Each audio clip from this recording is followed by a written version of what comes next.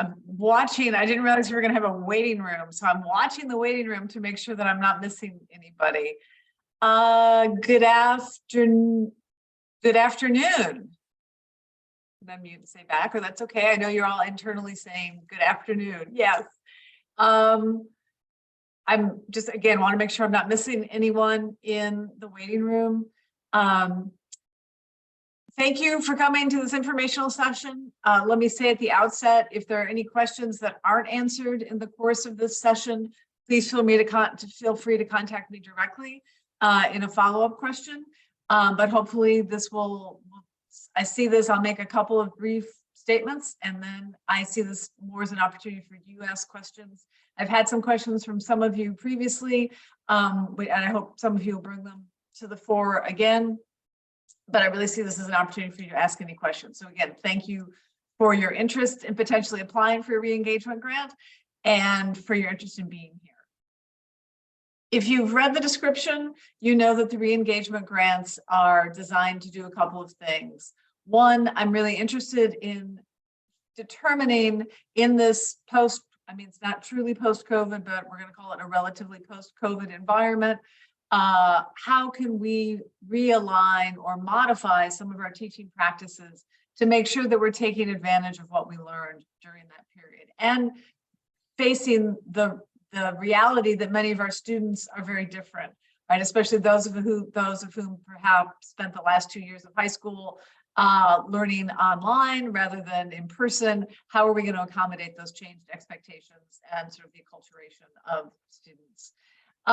So I see the re-engagement grants as a way to make sure that we're fully engaging the students and our student population, as well as attending to some of those retention issues that, as many of you know, are very much front of mind in the College of Humanities and Sciences. While the university as a whole has seen a slight drop in its enrollment, it has been most keenly felt in the College of Humanities and Sciences, and the largest amount of students who are no longer attending in a CHS department are students who we failed to retain in some way. And so that's another piece of the puzzle that I'm really hoping that we can get our arms around and make sure that we have strategies to help at those pivot points, whether it's within a specific class or within their larger educational journey, we help students persist and stay with us. So the re-engagement grants, so that's like 30,000 foot view. Well, there'd be one other 30,000 foot piece I might add, which is I would hope that the 17 people or so who get these grants would also be working collaboratively, both with each other and with their colleagues in their department. Because the idea is that we want to identify those people who are early adopters, really great innovators within their discipline, have them pilot something, implement it more broadly, and then share that implementation with their colleagues within the department, right? So that they are creating a certain sort of momentum toward best practices. And for some departments, those things are going to be connected. I mean, what Tim does in the Robertson School may be really relevant to what Shelley does in the Department of English. And so we want to think about maybe where those natural points of connection as well. So there may be an element in which reconnection is also maybe a reconnection with a colleague and with either within or beyond your discipline. So that might be sort of a secondary or maybe even tertiary aspiration for something like this. In terms of the kinds of courses or the thinking that we want, and I had a really great question from, I want to see if she was here. I was in a meeting with her earlier this morning, from Miriam earlier this morning. I think she's here. Yes, Miriam's here, about what kind of courses, what do you mean by this? And there are a couple of things I'd like to think about. Ideally, people who are going to propose a re-engagement grant, some of you might be teaching in the new building on Franklin Street, where we really want to earmark about 5 or 6 of those for people who are definitely going to be teaching in that new location, because it is designed for kind of an alternative kind of pedagogy, right? There are no lecture rooms, there are no straight tables, everything is movable, everything is based on a form of group learning. So we really want to identify some people who can take the lead on those kinds of innovative pedagogy in those spaces. But I would say that there are 2 or 3 elements for a course that would be ideal for this kind of grant. One, a course that is reliably offered and reliably enrolled. So that might be, it could be a general education course that has reliable enrollment.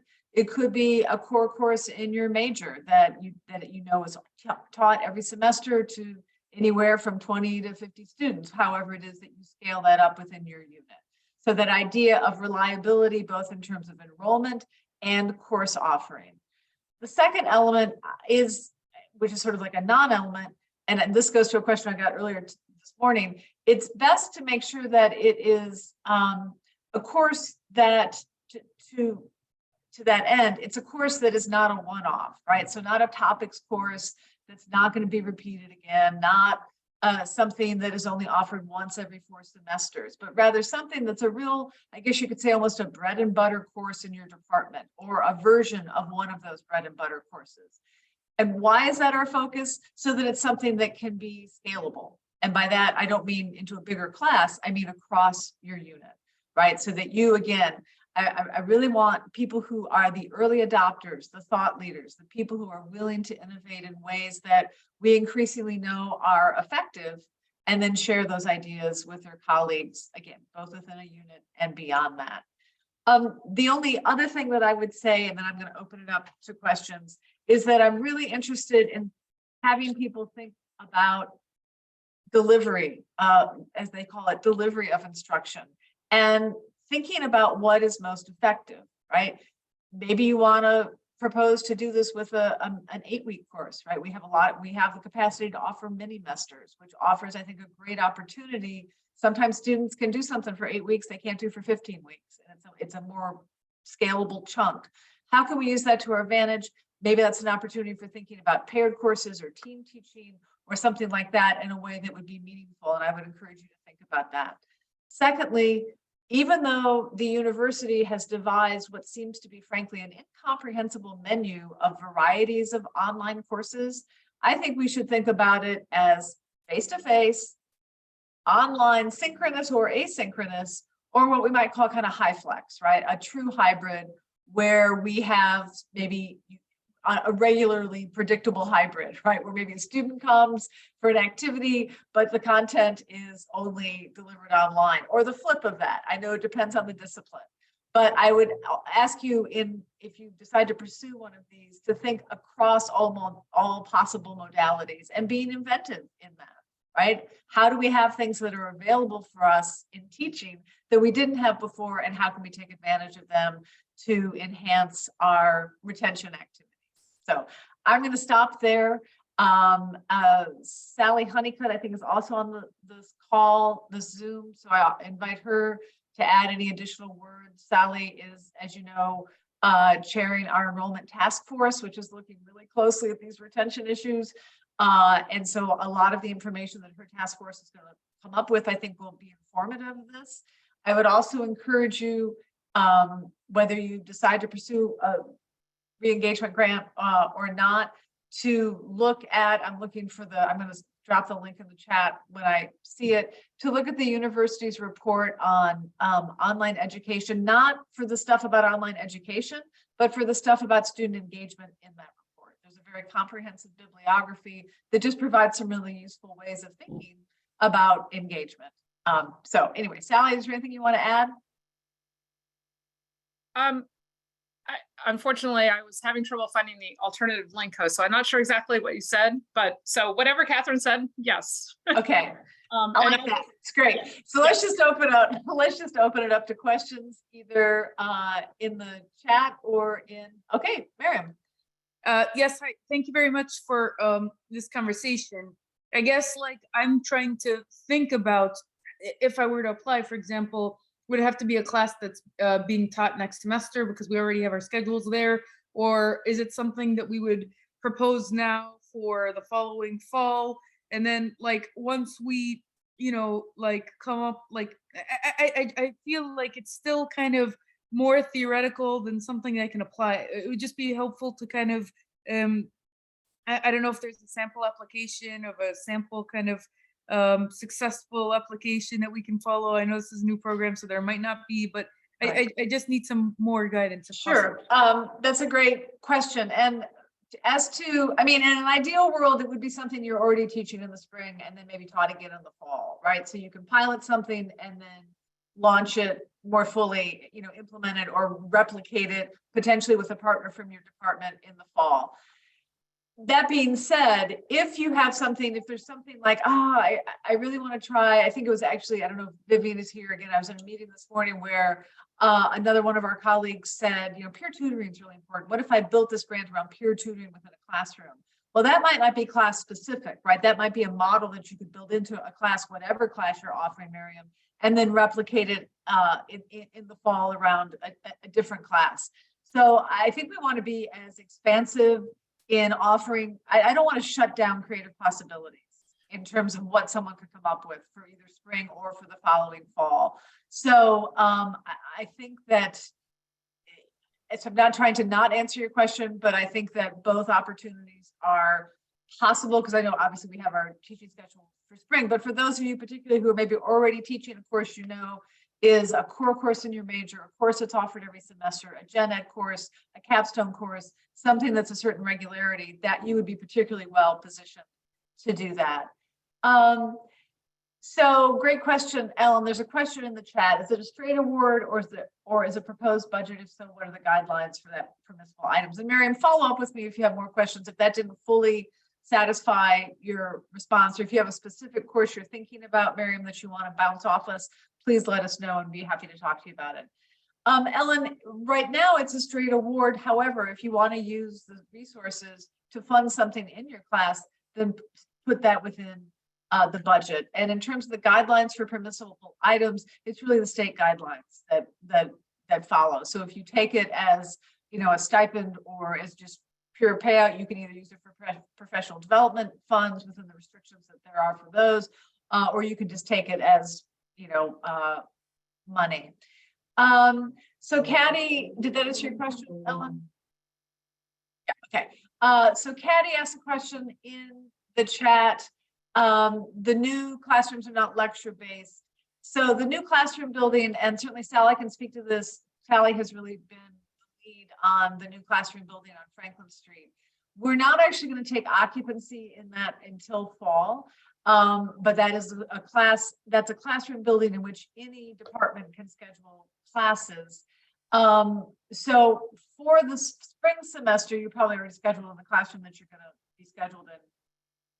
If you haven't yet seen the new classroom building, there are tours available every Tuesday at 9, and Sally would love nothing more than to show you what the new classroom building is going to look like. But as you say, it is not designed for a lecture-based classroom environment, but rather for an interactive classroom experience, right? Either based in group work or just a more dynamic flow. And so we want to make sure that we use that amazing space to its fullest capacity. Because I think, what is it, 280s, 100, and a 200, Sally? Are those the room sizes that we have? So there's a room that seats 72, a room that seats 96, and 2 rooms that each seat a little bit under 200. And those rooms they're not stadium seating. They are flat with round table seating 6 students. And they have multiple projectors and screens. They'll have a rolling podium that you can put your computer on that will connect wirelessly to the projectors, and you can move around the room. So a straight up classroom in which you are lecturing the majority of the time, that's not going to work, because half of the class is going to be facing away from you because they're sitting at round tables. So if you go to the link in the chat and you scroll down, there's an animation of what the interior of the building looks like. I'm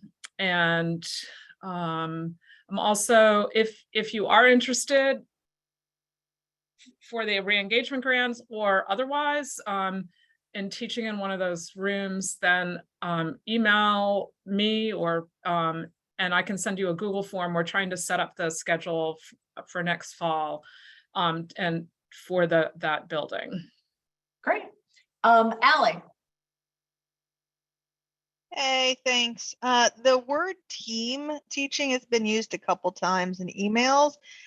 Usually when we hear team teaching, I'm thinking about faculty doing collaborative teaching in the classroom. And for this, I think it means more pedagogy that focus your students on small groups. Is that correct? Are team teaching the other way prohibited from applying? And what if the course is not large enough to really justify one of those 76 person classrooms, but the existing infrastructure within VCU's, classrooms is not really conducive to small teaching? Yeah, that's a lot of questions. Does that make sense? Yeah, no, it makes perfect sense to me. So let me try to answer the questions, the 2 or 3 questions I heard in there as best I can. First, if you want to propose team teaching either in the classroom or a course that would be focused on teamwork within the classroom, I do not in any way want to prohibit or discourage an application of any sorts. If you have a great idea, you want to pair with someone either in your department or another unit, and you got a great idea, move forward with it, right? We can tweak it. We can think about how we're going to make that work administratively and how we're going to make it, how we can find you the appropriate space, either in the spring or again, as Sally is saying, in the fall. So I in no way want the logistics, whether it's the logistics of the space or the logistics of sort of the administrative working out of things, to be a barrier to you applying for something. Did that answer your question, Allie? I'm going to assume from her silence. Did that work, Allie? Did that answer your question? Yeah, Okay. sorry, I was on mute and then I couldn't get off the chat. No worries. Thank you. Okay, great. Jessica.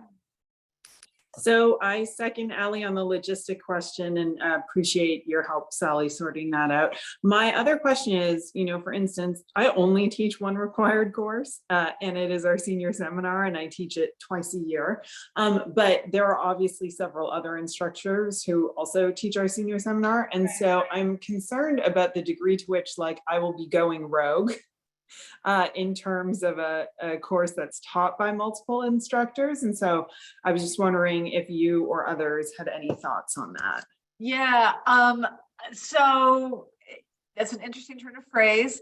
I think that if you were concerned about going rogue, you might want to discuss that with your chair and the other colleagues who regularly teach that course as a start. But if what you think you're doing is an innovation that would be a best practice and a value added for everyone teaching that course, then I don't think that's going rogue. I think that's being an early adopter.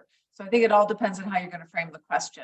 If it's a complete departure in terms of not just how you're teaching the course, but content or outcome, et cetera, because senior seminars or a capstone course like that typically has a very specific as they say, student learning outcome that you're attempting to meet that, right? So you're going to be, while you can do that a lot of different ways, you still are at some point going to have to get to the same accumulation of skills or knowledge base, et cetera. So I think that it would actually be a great opportunity, depending on who your colleagues are, for further collaboration. So again, I would reframe it and not think about it as going rogue, but about being an early adopter and thinking about how what you're doing is an innovation that everyone would raise and elevate what's going on in your department across the board, then you would be a great test case for that.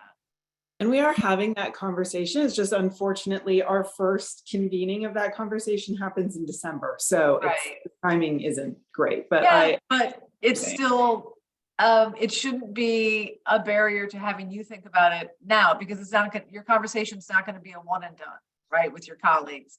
So I would certainly encourage you to think in those terms. And again, think about how you can expand that more broadly. Did that answer your question, Jessica? Yes. Okay. Amanda.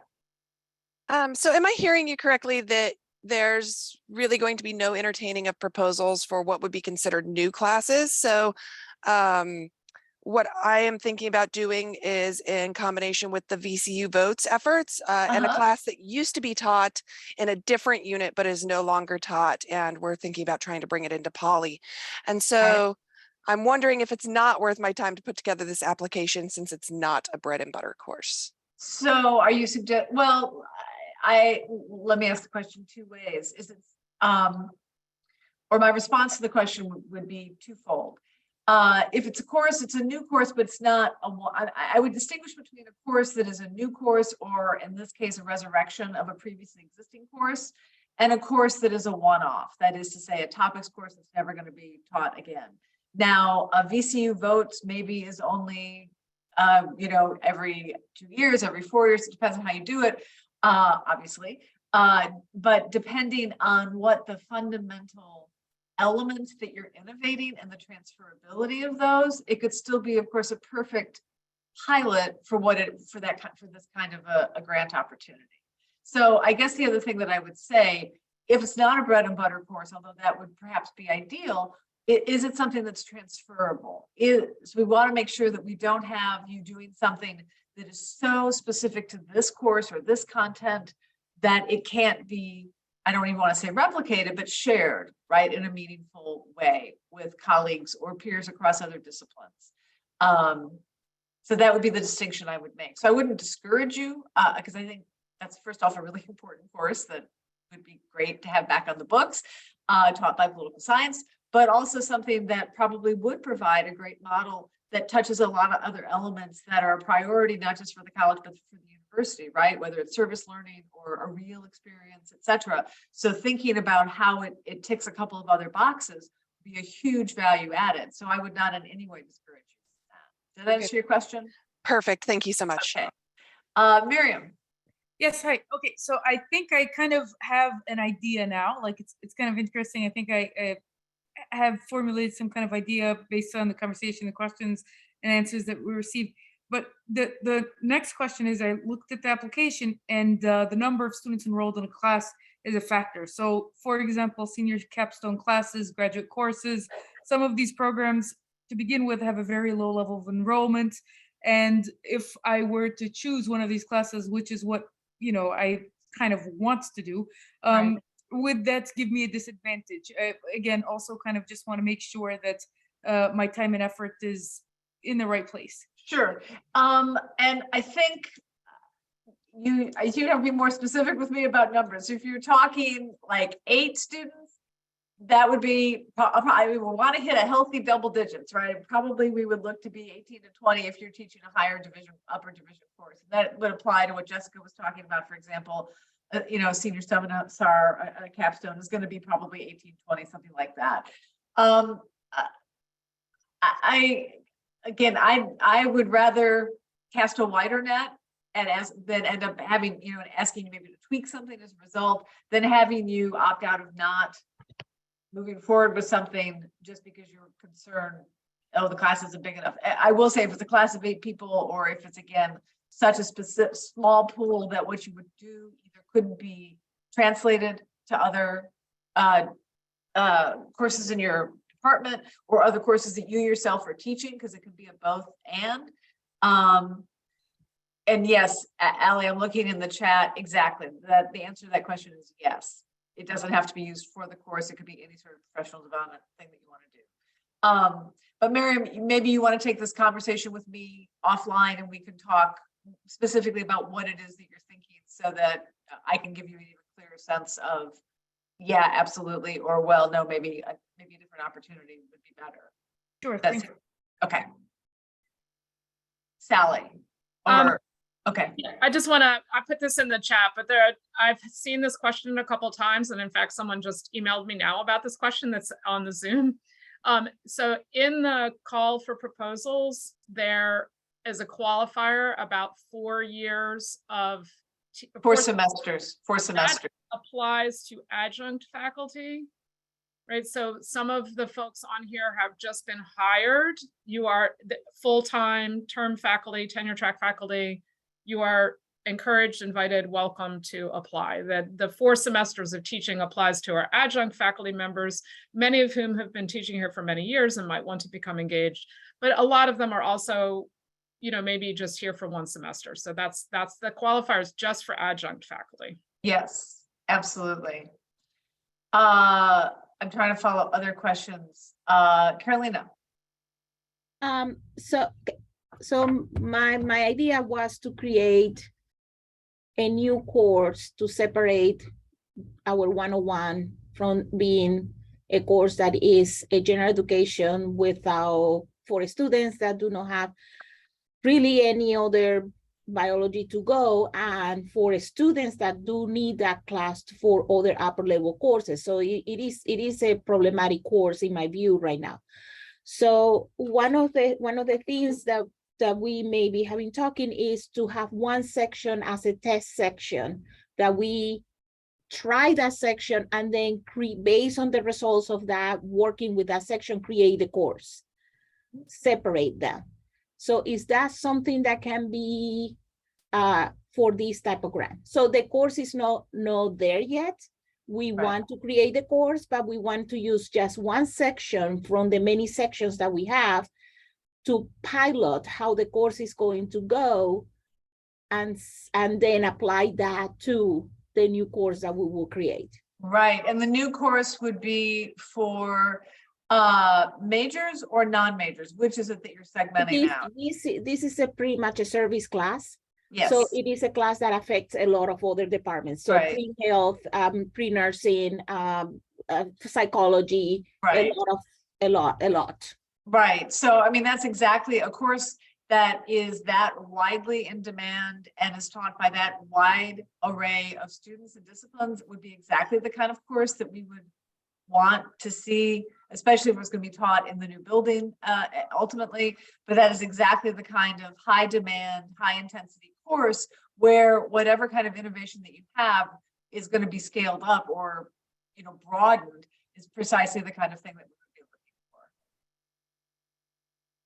Thank you. Any other questions?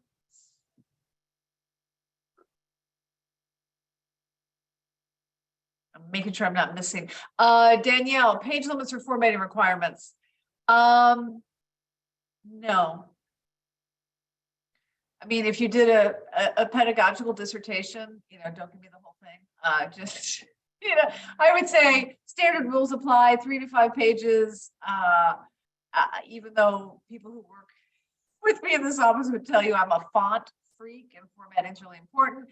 It's not in this instance. If you like Arial, use Arial. If you're a Garamond gal, go with Garamond. I have no problem. I think that the thing that we would want to see is to make sure that it's very clear what the innovation is going to be, how you're going to apply it, and how you're going to scale it up. If it takes you 2 pages, great. If it takes you 6, that's not a problem. Please, no, yeah. Don't make me, isn't it hit the bunny? Yes. Right, well, that's how, when I first became chair of the English department, I had, you know, there were all those phishing schemes where people blah, blah, blah, and everyone knew it wasn't me because it wasn't in Garamond. So, you know, when you're font specific, it does avoid that kind of internet fraud. Thank you, Kate, for that reminder. Any other questions? And I want to make sure that it's not recorded in the chat. If they're recording this, while I appreciate Kate's comment, everyone will read your proposal, even if it's not in Garamond. I want to be very clear about that. I know my friends in the sciences like Arial, as does the university as a whole.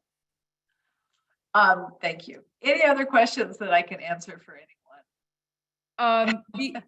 Sorry, beyond the 3 sections of the paper or the proposal that you mentioned, what is the innovation? How will I apply it? How will I scale it up?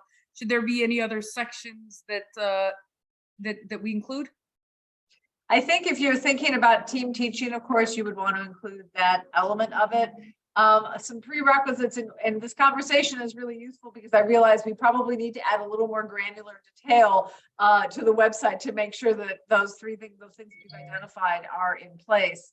I think that if you're going to work with somebody, or if you already have identified someone who perhaps in a subsequent semester would work in parallel with you, because just as a sidebar, I hope that this is something that we can offer every year and every semester, so that we have sort of a laddered effect where we develop some foundational courses and then we build on those both within a specific department and across disciplines, so that again, these innovations can be widely shared as appropriate, and where the ways in which we can continue to figure out what the best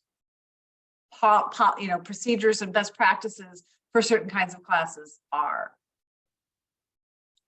Did that answer your question, Miriam?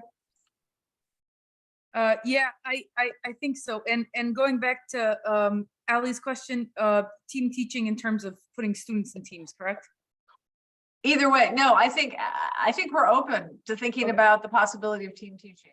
Right, we'll have to figure out how that's going to work administratively, but I don't want to quash any possibilities of an exciting proposal just because you So- think we can't figure it out administratively. So would I need then from someone in a different department or someone from, like, so I have an idea. I'm pretty sure that someone across the university could find it useful. However, I don't know that there's enough time to actually find that person right now.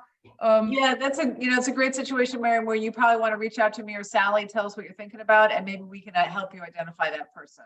Great, thank you.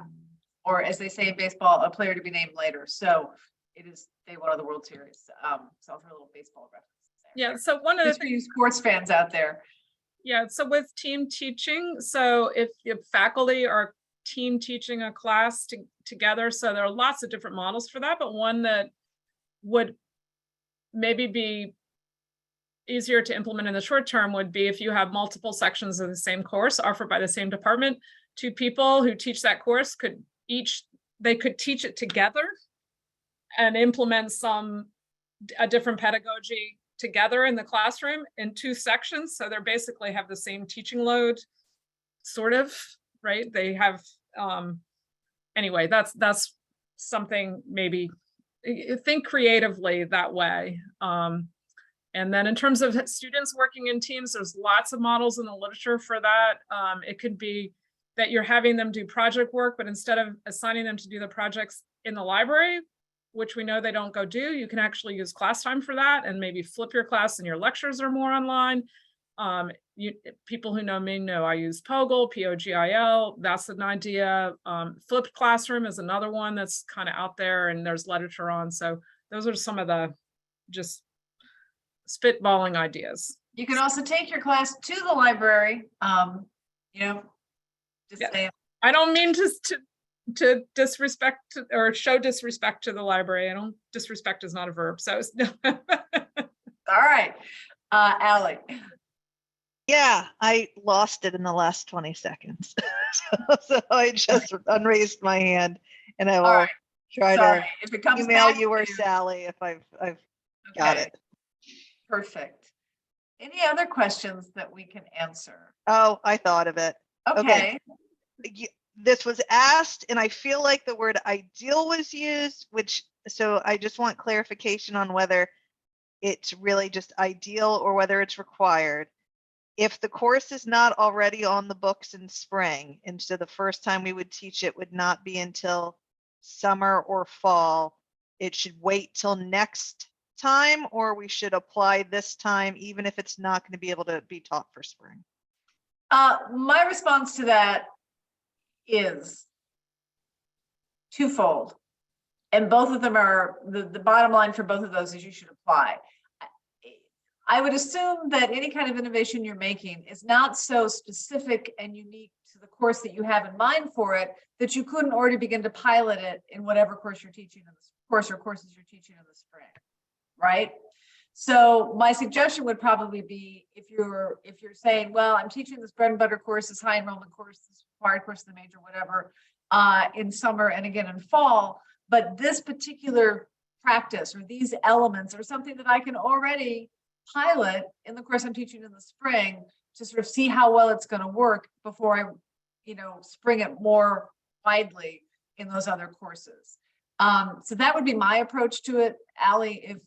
If the course that on which you want to tee this up is not what you're teaching or not one of the courses you're teaching in the spring, again, I would hope that whatever the best practice is not so unique to just that course that you couldn't already begin to pilot it in whatever it is you're teaching in the spring before you ramp it up in that other course.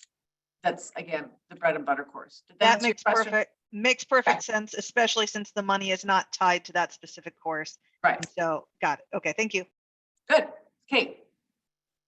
Very quickly, I wonder, could the team teaching be not another, well, I guess faculty member, but a librarian, to have a, like Tom DeHaven did once, to have an embedded librarian? I think I'll have to answer that offline. I'm gonna have to think about it. It's easy to team teach if we're all in this College of Humanities and Sciences. Right. And then when we cross academic units, it gets a little dicier, especially for something like this. That's- So maybe we could continue that conversation, Kate, to think about, yeah, because my question, just to flip it on its head, I love the idea of an embedded librarian.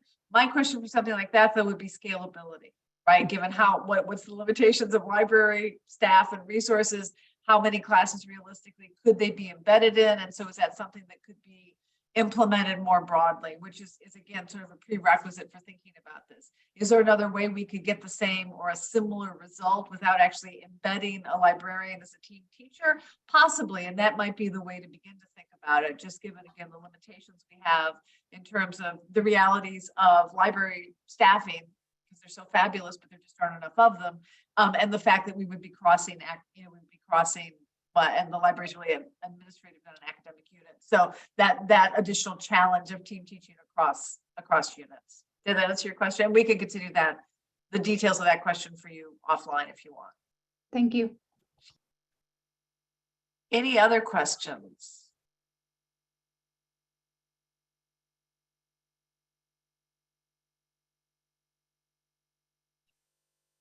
Doing this count to 7. That's what that's what they've been telling us for the last 2.5 years. Count to 7.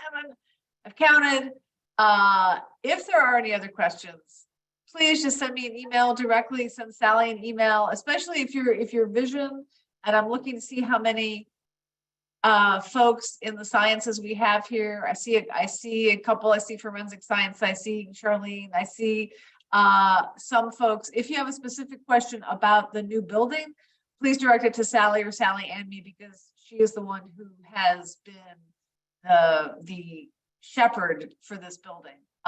So she's going to have the best information about what the configurations are going to look like. And again, if you haven't toured it, come tour it. It's so exciting. You're going to be enthused. And at the pristine new space that's going to be on Franklin Street that everyone can use. It is not the STEM building. It is the College of Humanities and Sciences building, the new building to be named later on Franklin Street. Right. So you see it in print, you heard the words, you see the print, you know, we're really gonna double down on that message because it's 100% true. All right, if there are no further questions, I'll hang out in the Zoom room for a few minutes if anyone has any other questions. That's it. You will see Sally on the balcony looking over Franklin Street. Thank you all for coming. I appreciate your interest in this possibility, and we really look forward to seeing these proposals. Don't let anything be a barrier to thinking about it. I really am enthused to think about what we could see.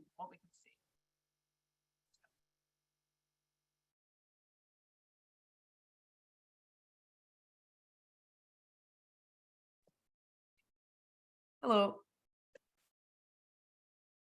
Hi, I wanted to unmute and first of all, re-apologize for being late. No problem. You may have had a class, so don't worry. Just tell us you had a class. That's fine. I had an appointment that ran over. It was not ideal, but also thank you very much for organizing this meeting. And I wanted to actually introduce myself because I've missed so many of the things, not being in residence. So yes, I'm Rebecca Gibson. It's a very good pleasure to meet you. And it's great to meet you. Thank you for coming, even if slightly no problem whatsoever. So, and I hope you'll be in a position to consider applying for one of these and thinking about it. Fabulous. Thank you so much. All right. Thank you. I appreciate it. Have a great weekend. You too. Thanks. Hello. Is it okay if I just I sent you an email, but do you mind if I just tell you a little bit about the idea that I have? Can I make sure that Matilda, do you also have a question? Okay, go ahead. Hit me. Okay, so there's a little a gap I've discovered at VCU. So we have a writing center, we have there's all kinds of resources for graduate students, but students who've never written a paper before in their life sometimes struggle with academic writing. And we can say, oh, you need an editor. Oh, you need to do this, you need to do that. But students were just starting, and sometimes they're very enthusiastic and excited, but they're not adopting the academic style. And what I would really like to do, since I'm teaching in the MATX program anyways, in the spring, I've spent some time going to CTLE, working with Jen Joy Gaba to reconceptualize how I'm going to make students write a full research paper. I would really like to, that feeling of pride when your student gets accepted to a conference. That's my goal. And I really, really want the students to think way earlier, like the first couple of weeks of the semester, about like sentence structure and academic writing versus poetry, for example, or other types of writing. And I would like to develop a program that teaches academic writing, gives students things to think about that can be applied across various interests, because there's like arts people, media people, MATX is interdisciplinary. So I really, Julio Alvarez. Okay, so what would I say to him? Like that I'm interested in developing this, and the materials I can use could be, that I develop can be used in his course or something like that. And then how would that appear in my application? So Miriam, he already has a course on the books for doing this. So Okay. you would be reaching out to potentially team teach Okay. a course. Oh, I would just set up a time that you can meet with them and you guys can just brainstorm. Unfortunately, she's frozen. Yeah. Miriam, if you turn your camera off again, then you might be unfrozen.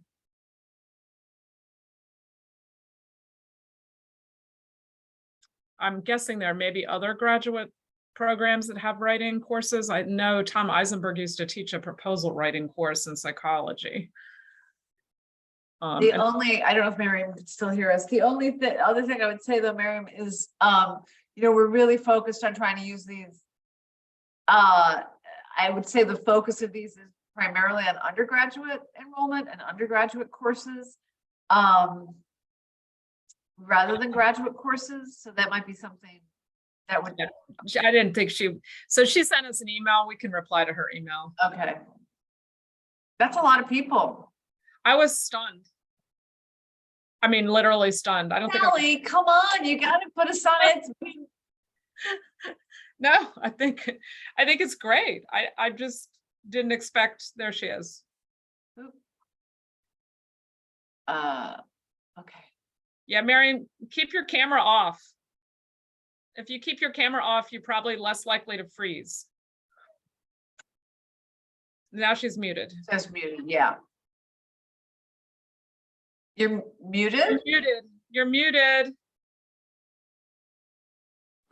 Sorry about that. My computer died and on my phone. I apologize for this. So you're saying contact Julio Alvarez, and then you also said something about team teaching.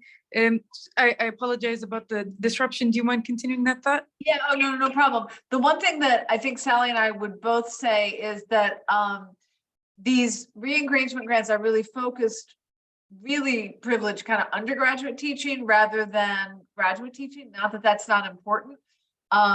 So I actually think that we need to think about your idea completely separate from these re-engagement grants, because I think you're absolutely right, especially in a program like MATX and certainly other ones, psychology, forensic science, which has a graduate program, chemistry, biology, any of those. Often that writing process is a hindrance or a challenge, whether it's for a conference paper or for a grant proposal. And the Writing Center, I think, is so geared toward, especially first year writing experience, but kind of undergraduate, lower level stuff. I think what you have is an idea that actually is much bigger than the re-engagement grants, and something that we need to talk about in a separate context. I would encourage you to think about a re-engagement grant for the undergraduate courses that you teach, but I think we need to I think that maybe we need to get maybe Alvarez and you and look around. Sally, maybe we should do that. Look around to see what other kind of graduate courses. Wait. I don't want to give up. Can I ask you Sure, a of different course. way to frame it? Don't give up. I'm teaching public relations research in the spring. And Uh-huh. that's one of the things I can do, because one of the issues also with journalism is that, for example, journalists often don't really know how to read peer-reviewed journal articles, and so they have to rely on experts. I think that as a university, we need to do a better job of making information accessible, and we do that by teaching academic writing and like this and like, you know, deconstructing academic work for non-academic people. And so if this is going to be an undergraduate thing, I really want to make sure that I can still do it because I just see so much value in this. Okay. I love what you just said, deconstructing the academic work for sort of the general reader, right? To make it accessible. That could not be more important. I 150% agree with you. And I think that that's an issue that informs not just, for example, like your PR course, but in some ways, isn't that exactly what we're doing in general education courses, right? We're taking academic writing at the highest level and making it translated in some ways, whether it's about foundational concepts or larger trends in the field to students in the first, you know, who are much earlier in their academic journey. So yeah. So how would I so if I wanted to focus it on the public relations research class for undergraduates, would I still contact Julio? Would I contact somebody else? Yeah, I think you would contact probably one of us. So you're thinking you want to team teach it with, to what end? Tell me why you want to team teach it. You mean you want to have a content area that you're taking so that you're connecting your students in the PR field with someone who's doing an intense content area and link the two? I mean, I think like so the innovation that I'm thinking about is exactly what I described. The innovation that I'm thinking about is that I want to work on the structure of writing in like peer-reviewed research and distilling it. And then if we did that, either to teach people how to write or to read people how to be more constructive, like think about this information that's available to them, who would I be able to team teach? Like it could be someone from a more scientific discipline, like a more numeric and right. So that's what I'm thinking. Like, would it be a course? And I don't know I haven't looked at the course offerings and say biology, but is there a course on sustainability, for example, or the environment or ecology? Actually, that's exactly a perfect one because the environment is one area. Like journalists who focus on the climate or like on health often have issues communicating. So that's exactly kind of what I'm thinking. I don't know anyone in these departments. That's okay. That's the easy lift. I mean, I actually think it's so funny because yesterday we just launched the University Center, which is on environment and ecology, right? It's all about sustainability, and of course, sustainability is quite fascination with Provost.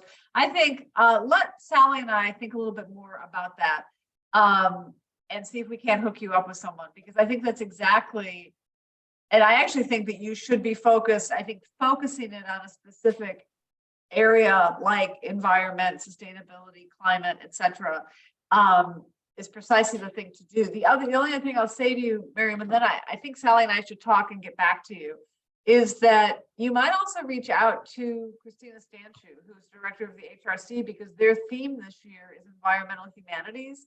So she's already interacting with folks both in College of Humanities and Sciences and across the other campus who are working in those areas. So she may also have someone who she can immediately direct you to, if that makes sense. Okay, I will. I sent you all an email during the talk. I'm going to update that email, and I will also reach out to Professor Stanchu. So thank you so much. Thank you for your time. Okay, and we will. Sally and I get back to you as well, and I'm going to read your email. I just opened the email, so okay. I just opened my email. Excellent. Thank you so much. Okay, all right. Take Bye-bye. care. Have a good weekend. Thanks, you too.